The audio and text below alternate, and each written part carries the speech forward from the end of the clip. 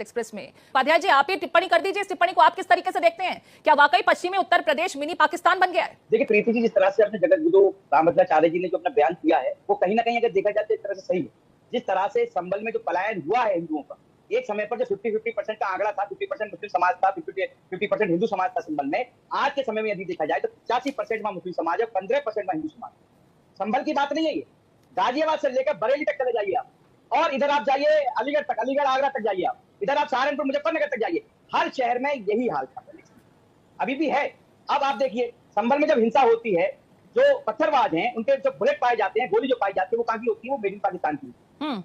रामभद्राचार्य जी जिस हिसाब से कह रहे हैं वो कहीं ना कहीं बिल्कुल सही है, उसको नकारा नहीं जा सकता है।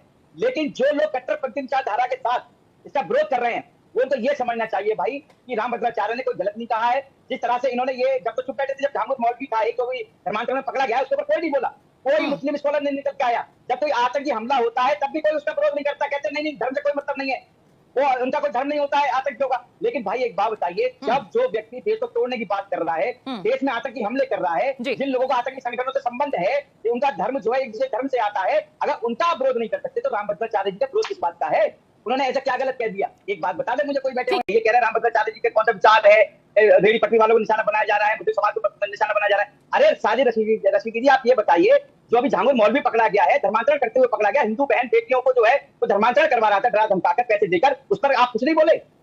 किस तरह से संभल में जो कुछ पत्थरबाज थे उन्होंने पुलिस पर हमला किया, उनका जो है बाहर की मेड इन पाकिस्तान की जो बुलेट पाई गई, उस पर कुछ नहीं बोला आपने? आप क्या चाहते हैं? जो कुछ कट्टरपंथी विचारधारा के जो लोग हैं हमारे देश में, जिनकी एक ही विचारधारा है गजवाए हिंद की, उसके चलते जो है ये सबकी बात कर रहे हैं, वो विचारधारा ठीक है। लेकिन रामभद्राचार्य जी ने अगर कह दी बात कि हिंदुओं का पलायन हो रहा है, तो भी सही है, बिल्कुल 110% बात सही है। उस पर कह रहे हैं ये तो विचार है, विचारधारा है, मुसलमानों के खिलाफ है, मुसलमानों को भड़काया जा रहा है, मुसलमानों के खिलाफ बोला जा रहा है।